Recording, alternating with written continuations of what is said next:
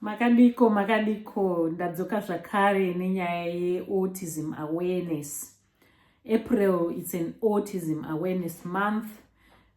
Zvazvinoreva ndezvekuti tinouya pano tichitaura, tichibetserana kusheya mazano, kusheya information, kuitira kuti shoko riende kuzhe uko vanhu vahwisise kuti chii chinombonzi autism uye sei vanhu vane autism vachiita zvavanoita. Saka nhasi ndoda kupindura mubvunzo unoti iwo unoziva sei kana kuti unozviona sei kuti uyu munhu ane autism, aningati iwo masign eautism, masigns kana kuti masymptoms. Zvinoratidza, ndichakavha zvinhu zvinoratidza autism zvishomanana.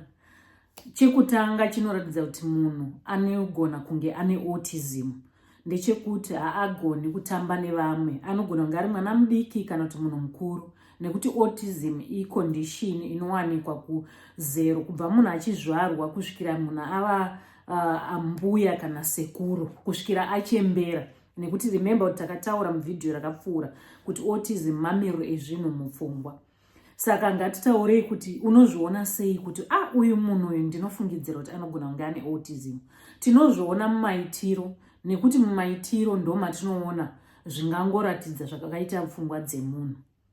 Chekutanga chatinoona, kana kuti handisi kuzozvitaura neodha yazvo, panhu chekutanga chandoda kutaura chatinogona kuona pamunhu ane autism ndechekuti haana inonzi pachirungu social skill, kana kugona kutamba nevamwe kana kutaudzana nevamwe. Munogona kutora munhu ane autism momuisa pachaunga kana kuti pane vanhu vakati wandewo. Kana akagara ari ipapo haagoni kuita nyaya dzinodlidzana nevamwe. Anobva angotanga kufunga zvikuita iye zvine chokuita naye. Anogona kutova neunhu unoratidza kuti haasi kutomboziva kuti akakomberedzwa nevamwe vanhu. Anenge achingoita zvinhu zvake. Pfungwa dzake hadzimudzi kuti patiri panapa tiri pane vamwe, kana kuti vari kutamba magemu, kana kuti vari kuita nyaya, kana kuti vari kuona chivhitivhiti, kana kuti vari kuteerera kumusic iri kubva kuredhiyo. Iye haambozvitsvagi izvozvo. Anongoita bhizi nezvinhu zvaanenge achiita, asingatarisi kuti vamwe vari kuita nezvei. Pfungwa dzake hadzimuti ndiri pane vamwe, rega ndione kuti vari kutambei, vari kutamba bhora here, vari kuona bhora here, vari kutaura nyaya here dzemamiriro ezvinhu kana kuti ematongerwo enyika, vari kumboita nezvei. Anongoramba achiita zvinhu zvaari kuita asi kutombokanganisika kana kuzvipa hanya nezvinenge zvichiitika pakumukomberedza kwake. Pachirungu vanoti they don't have social skill, they don't know how to interact nevamwe. Ndo chimwe chinhu chatinogona kuona ichocho kuti munhu uyu ane condition inonzi autism.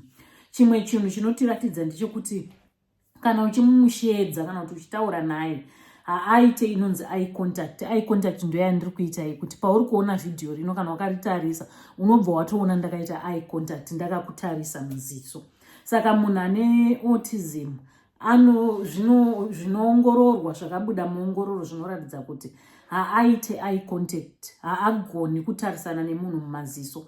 Isusu tinogona kupedzisira taakufunga kuti munhu ane nyadzi. Izvo kana munhu ari kutonetseka, haasi kutonetseka nokuti kwaari hazivi kukosha kwekutarisa munhu kumeso. Saka anogona kutotaura newe akatotarisa kusaidhi, kana kuti akatarisa pane zvaanenge akabata mumaoko, kana runhare rwake, kana kuti mapepa ari kuverenga, kana kuti ari kutambisa. Kana ari mwana mudiki anogona kutotaura newe but uko achitotamba nematoi ake asingakutarisi kumeso. Ndo zvimwe zvinoratidza kuti tiri kudlidzana nemunhu anenge ane condition inonzi autism. Then chimwe chiratidzo chekuti munhu anogona kunge ane autism ndechekuti haana inonzi sense of danger. Vanhu vazhinji vane autism havana sense of danger. Zvinhu zvamunofunga imimi kuti umwe munhu akazviona anogona kutofunga kuti rega nditize kana kuti rega ndibve pano. Iye anoramba akagara akazvitarisa nokuti maari hamuna kuhla kuti chinhu ichi chinogona kundikuvadza. Saka anoramba akagara ipapo. Toti pamwe makagara pasi pemuti ende pakuratidza kuti muti uya uri kuda kudonha, vamwe vese vanosimuka vagotiza, but munhu ane autism anoramba ari ipapo achitozviona kuti ndo zviri kuitika, but hapana sense of danger, hapana kuhla njodzi kuri maari kunoita kuti ati ngatibve pano tinogona kukuvara. Uyezve imwe example yandinogona kupa, even moto. munogona saka you find kuti vanhu vakawanda vanotamba nevanhu vane autism even vasingazivi kuti ane autism vanenge vachingofunga kuti akapusa, vanogona kufunga kuti haana mahlira, izvo inyaya yekuti haana inonzi sense of danger. I remember tichikura kumusha kwedu kwaiva nechinhu chainzi hurukuru. Hurukuru iplant yakada kufanana nebeans, yakareba kunge beans, those garden beans, the green peas kind of beans. So because yakareba kudaro but inoita brown kana yaoma, ende hurukuru inovava. Saka you would see kuti patati tiri kumusha tichitamba bhora kana tichitamba chikwesha, tichitamba dunhu, tichitamba nhoda nevamwe, kana bhora riya rikawira muruzhowa munotozikamwa kuti apa pane hurukuru. Tine vanhu vataituma vataiziva tiri vana vadiki kudaro, taitoziva kuti uyu haambohli uyu, tinogona kutomutuma kuti enda unotora, agotopinda imomo agotovaviwa. Mangwana futi mugomutuma kuita the same thing, agoita. Pfungwa dzake hadzirangariri kuti pandiri kunzi ndipinda apa ndakambopapinda nezuro ndikakuvara, anopapinda futi. Nekuti iye haana sense of danger. Kwaari hakuna chinhu chinohlisa, hakuna chinhu chinokuvadza.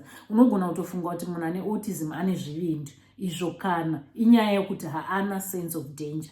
Kana mota ichitouya uko isusu tinoziva kuti unenge unosvika pazero rekuti waakuziva kuti kana mota ichiuya ndofanira kumira mota yopfuura, nokuti ndikada kucrossa road mota ichiuya ndinotsikwa ndikakuvara kana kuti kuurawa. But munhu ane autism chero mukamudzidzisa izvozvo munoramba muchingoda kusimbisa nekuti iye haana sense of danger. Izvozvo zvinotonzi zvinohlisa izvo ndo zvaanoita asingafungikairi. Saka ndo zvimwe zvinhu zvatinogona kuona pacondition inonzi autism. Munhu anenge asina sense of danger, munhu haana inonzi eye contact, uye munhu hagoni kuinteracta nevamwe, hagoni kudlidzana nevamwe, hagoni kutamba nevamwe. Ndo zviratidzo zvandada kuti titaure nezvazvo muvhidhiyo ranhasi.